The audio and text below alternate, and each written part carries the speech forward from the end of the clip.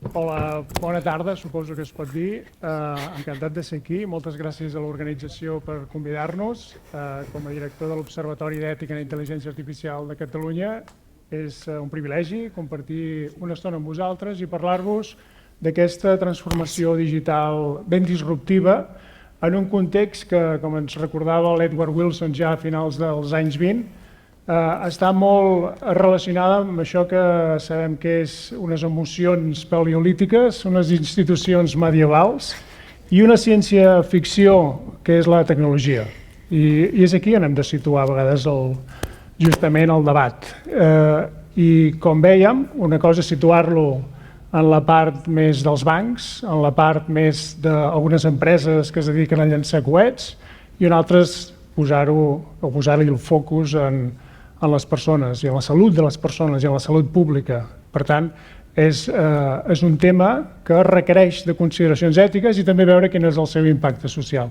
I d'això parlaré jo una miqueta en els propers minuts i la conclusió, que ja us l'avanço, és una dita que es fa servir molt en els còmics i la fa servir principalment Spider-Man, amb allò de amb un gran poder arriba una gran responsabilitat. No? With great power comes great responsibility. Pues això és el que tenim.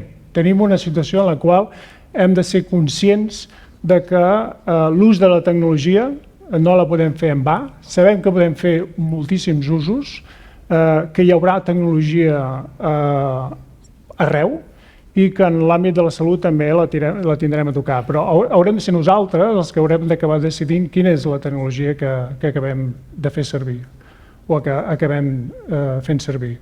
Llavors, està a tot arreu. Principalment jo parlaré del que serien més els usos ètics de la intel·ligència artificial i aquí una mica per a aquelles persones que no ho coneixen molt bé, la intel·ligència artificial és gairebé tot allò que té a veure amb una aplicació, amb un robot, amb un software que té, a través d'un procés, té la capacitat de fer coses que nosaltres com a humans les considerem intel·ligents.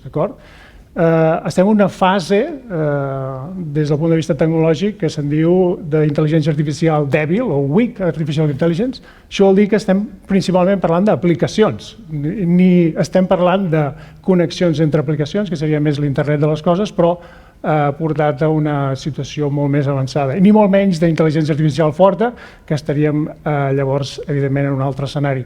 Situant, per tant, el debat dels usos ètics en una tecnologia dèbil, ja veieu quantes coses que passen. Per tant, quantes coses ens hem de preguntar.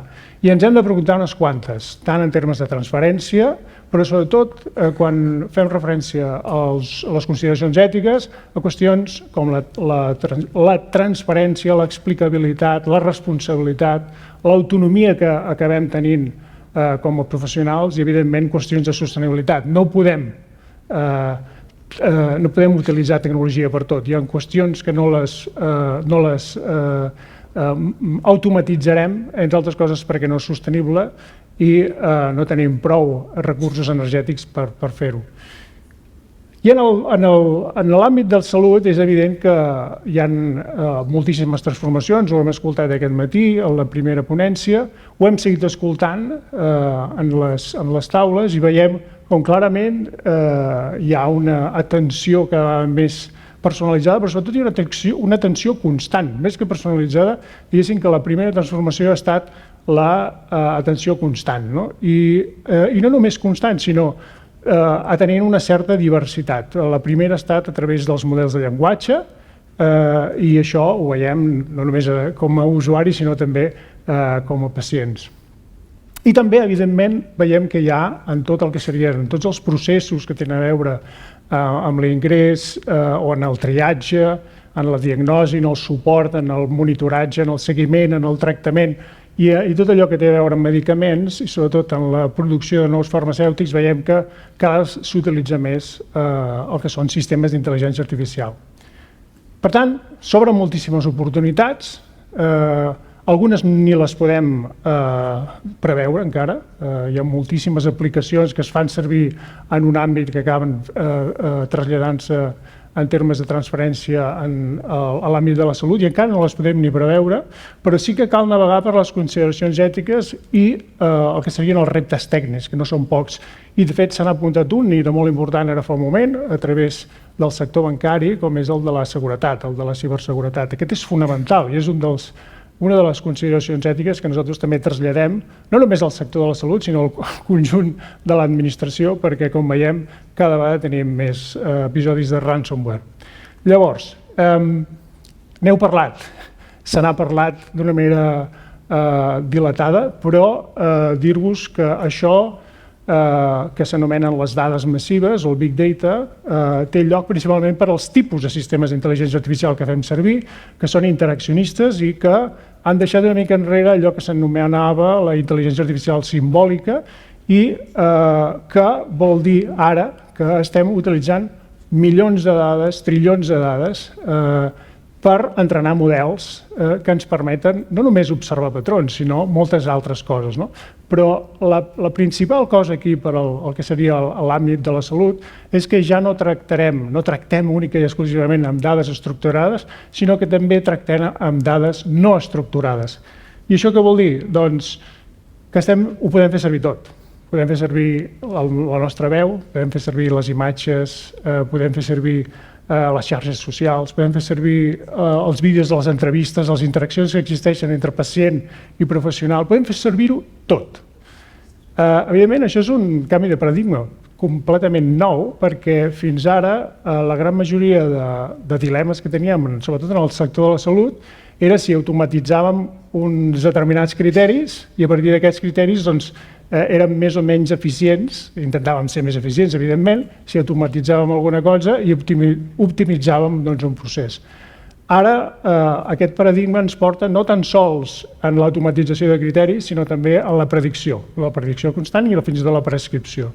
I això és principalment perquè el conjunt de dades que teníem fins ara eren molt retrospectives i en canvi les dades no estructurades són molt més reals, en el sentit que estan passant ara. Jo podria agafar ara amb una càmera, gravar una sèrie d'informació de l'ambient, dels sons que se senten, d'aquesta claror que pot haver-hi, la foscor, etc. i evidentment dels patrons que puguin haver-hi en termes de sentiments i d'altres coses que es puguin percebre just en aquest moment. I això ho podem fer. I això ho podem fer i ho podem incorporar, evidentment, no tan sols en l'àmbit de la salut, sinó en molts altres àmbits, per exemple, en l'àmbit de l'educació. Però això planteja una sèrie de consideracions ètiques.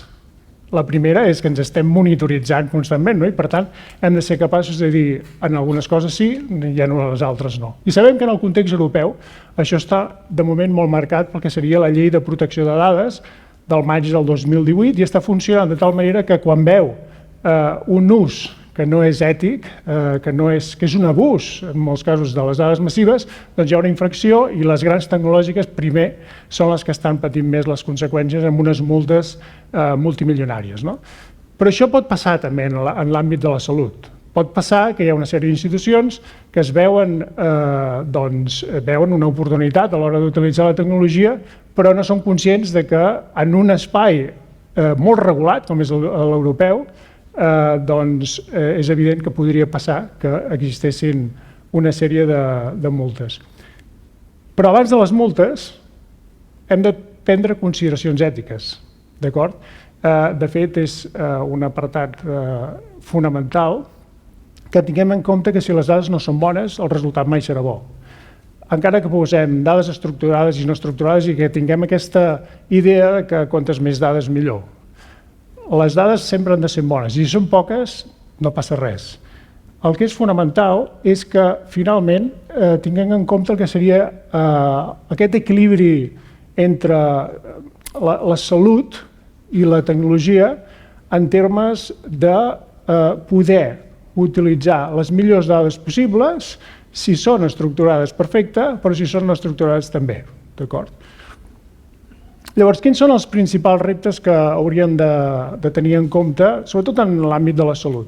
Quan fem referència no només a les dades, sinó al govern de les dades, per una banda tenim les dades, si voleu, en termes de llei de protecció de dades personals, I per una altra banda tenim el que s'anomena la governança de les dades, que vindrà en aquesta propera legislació que ja s'ha anunciat i que ja tenim els darrers esborranys de sistemes d'intel·ligència artificial. D'aquí molt poc veureu a la premsa, aquells que no ho sabeu, doncs una nova legislació que complementa la llei de protecció de dades. I aquesta va sobre el govern de les dades. I per què això és important? Doncs perquè justament té les ramificacions que acabem de veure fa un moment, que són l'espai europeu de dades sanitàries o dades de salut. Per governar les dades hem de ser conscients que necessitarem també personal. Per tant, no és només un data controller com ara amb la llei de protecció de dades, sinó també que haurem de donar una sèrie de consideracions pel que fa a la transparència, pel que fa a la seva representativitat, pel que fa a la seva seguretat. Per tant, són qüestions que haurem de tenir en compte.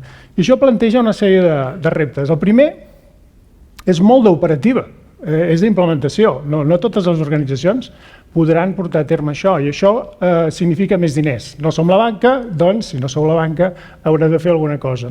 I la primera serà dirimir els costos que això suposa. Tenir dades, actualment, tenim moltes dades, o big data, com diuen, podem dir que gairebé totes les institucions ho poden tenir. Hi ha una definició de les dades massives molt col·loquial o molt popular, que és tot allò que no et cap a una fulla d'Excel, són dades massives.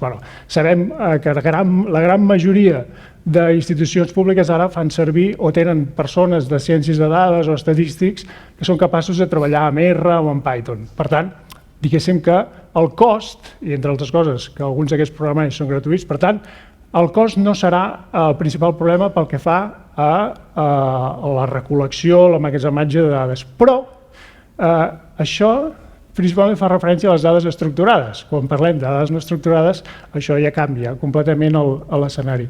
Per tant, haurem de considerar el tema de l'emmagatzematge i l'anàlisi quan les mides siguin molt grans. I això pot passar sobretot en termes ja no d'automatització de criteris, sinó de percepció, que és el segon grup de sistemes d'intel·ligència artificial, que són les imatges. Evidentment, en el sector de la salut es fan servir moltíssimes imatges, i aquí tenim a Catalunya un ecosistema molt fort i molt potent i molt capdavanter pel que fa a la visió per computador. Entre altres tenim el Centre de Visió per Computador a la Universitat Autònoma, però també tenim altres centres arreu de l'Estat on aquest és un tema molt important. Però genera moltíssima informació i no tots els centres tindran aquesta capacitat d'emmagatzemar aquesta informació i d'analitzar-la, perquè una cosa és emmagatzemar-la i l'altra és analitzar-la.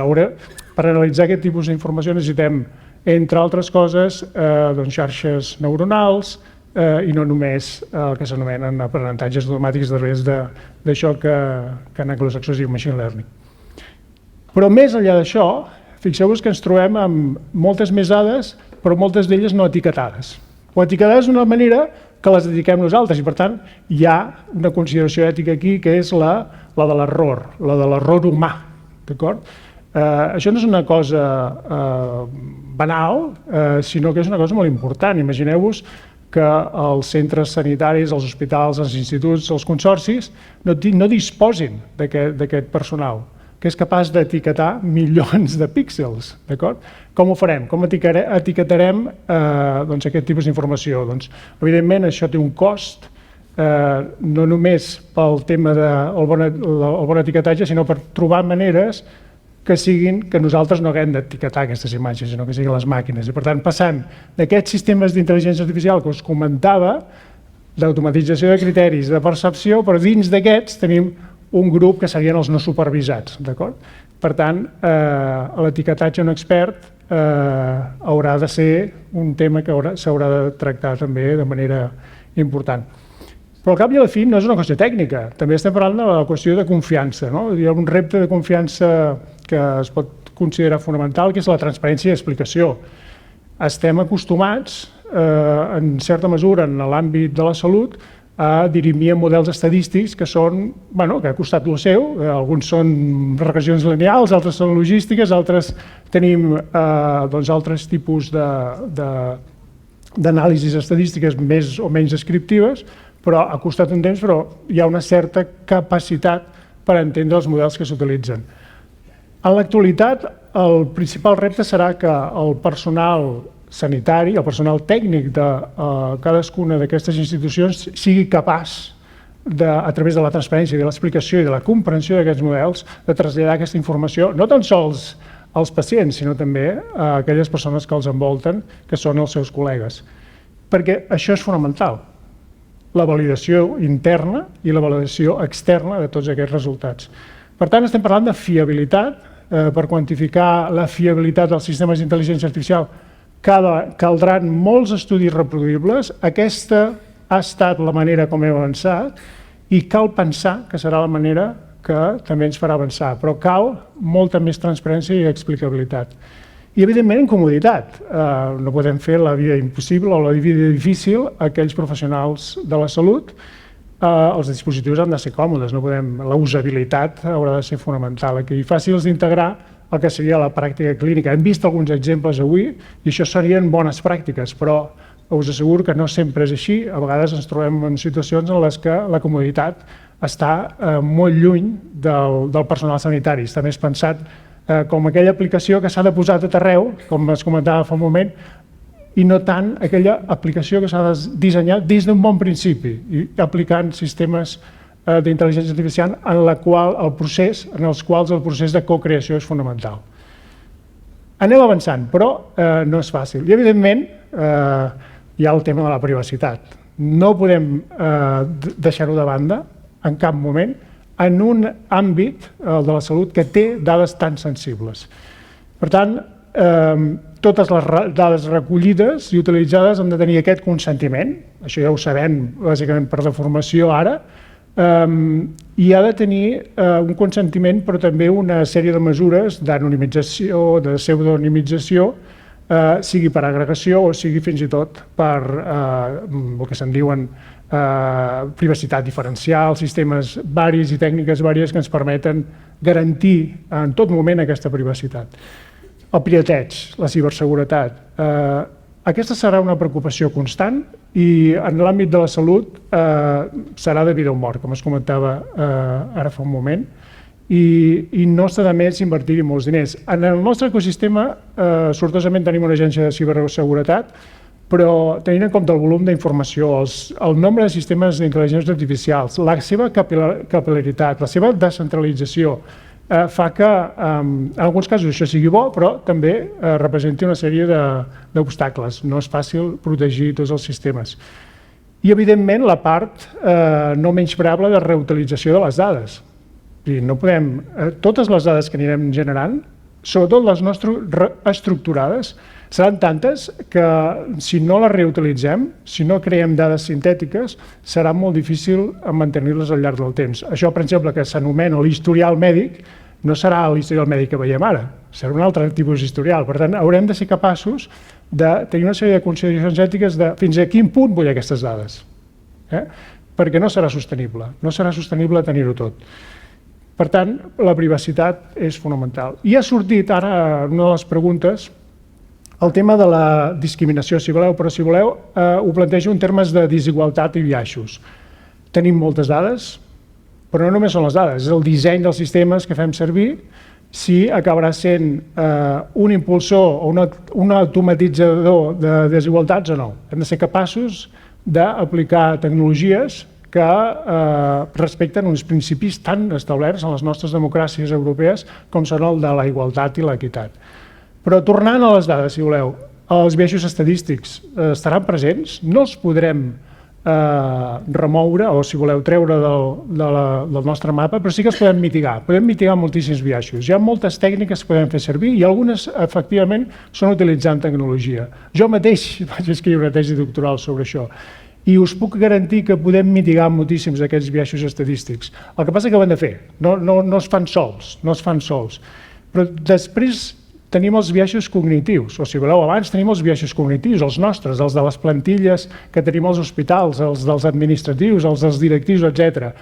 Això també determina quines tecnologies acabem utilitzant. I hem de ser capaços de dir, hem d'utilitzar altres tecnologies per donar servei a moltes més persones que les que semblen les més homogènies.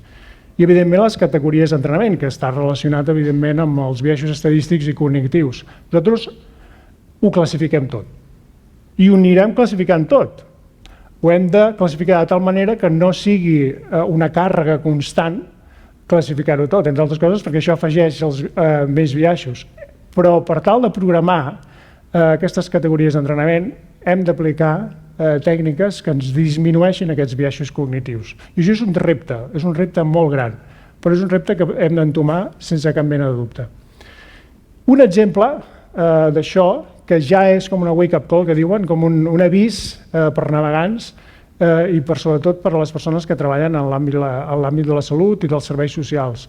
Hem de ser més inclusius pel que fa a les dades que estem treballant, des del disseny, passant per altres coses que són l'entrenament dels sistemes i no excloure cap tipus de població. En aquest cas fa referència a les persones més grans i que sistemàticament l'Associació Mundial de la Salut se n'ha adonat que hi ha un problema i que hem de fer alguna cosa, perquè si no acabarem uns sistemes que estan entrenats amb dades de persones molt més joves del que nosaltres pensaríem, tenint en compte les esperances de vida que tenim. I això, evidentment, és un problema. I després, evidentment, hi ha un altre aspecte fonamental que té a veure amb la digitalització. Sabem que hi ha una bretxa digital molt gran, és una de les desigualtats que més creixen, la desigualtat digital, i aquí la gent gran té un paper fonamental a l'hora de reduir-la, però no ho podran fer sols. Necessiten d'ajuda, necessiten de competències. I una part del circuit és el circuit dels sistemes de salut. Per tant, això ens porta cap a la responsabilitat. No podem portar a terme o ser còmplices d'aquesta disrupció tecnològica sense responsabilitat. De fet, des del context europeu es parla sistemàticament d'aplicar unes guies de sistemes d'intel·ligència artificial responsable. Bé, entre altres coses volen dir això. Volen dir, quan parlen de la salut, volen dir que hi haurà una responsabilitat mèdica, però també hi haurà una responsabilitat legal i una responsabilitat individual. En quins termes? Bé, la responsabilitat mèdica és que el grau d'autonomia ja no serà el mateix. I, per tant, ens hem de plantejar fins a quin punt les nostres decisions estaran més o menys afectades per un nivell d'automatització relativament elevat. Això té implicacions, sobretot pel que fa a la transferència de responsabilitats. Si alguna cosa falla, qui serà responsable? El sistema o el personal sanitari? Però hi haurà la responsabilitat legal, i aquesta, de moment, sembla que a través de la nova legislació està molt enfocada als sistemes d'intel·ligència artificial, o sigui, els que dissenyen els sistemes. Però els usuaris, els que estan en la cadena de transmissió, voldran veure-ho, no només en la lletra petita, sinó ho voldran veure ben explicitat. Però hi ha una qüestió de responsabilitat individual. En el moment en el que nosaltres, per millorar les nostres condicions de vida, entenem que la tecnologia és fonamental, volem, fins a cert punt, obtenir més informació de nosaltres mateixos. Hi haurà una monitorització més constant. Això significa, evidentment, que s'adquireix una responsabilitat de seguir recomanacions, per exemple, o ser responsable de resultats negatius. Això també ho haurem de tenir en compte. Fins a quin punt o on estarà el límit? S'ha parlat de la Xina. I la Xina és un indret on veiem i mirem molt de prop, entre altres coses, perquè tenen un sistema, el sistema de crèdit social, en el qual hi ha una recopilació constant de dades de tots els seus ciutadans, no només a les estacions de tren, sinó pel carrer, a través del reconeixement facial, a totes les administracions, i evidentment als hospitals és encara més gran. La responsabilitat individual és molt gran. No és una qüestió de l'Estat donant indicacions, és que els individus es fan responsables de les seves accions. Bé, doncs ara imagineu què podria passar a Europa si plantegem un estatus d'aquest tipus. Podríem tornar-nos en una situació d'aquestes, en les quals, a través de la responsabilitat mèdica, ens trobem situacions tan surrealistes d'aquest tipus.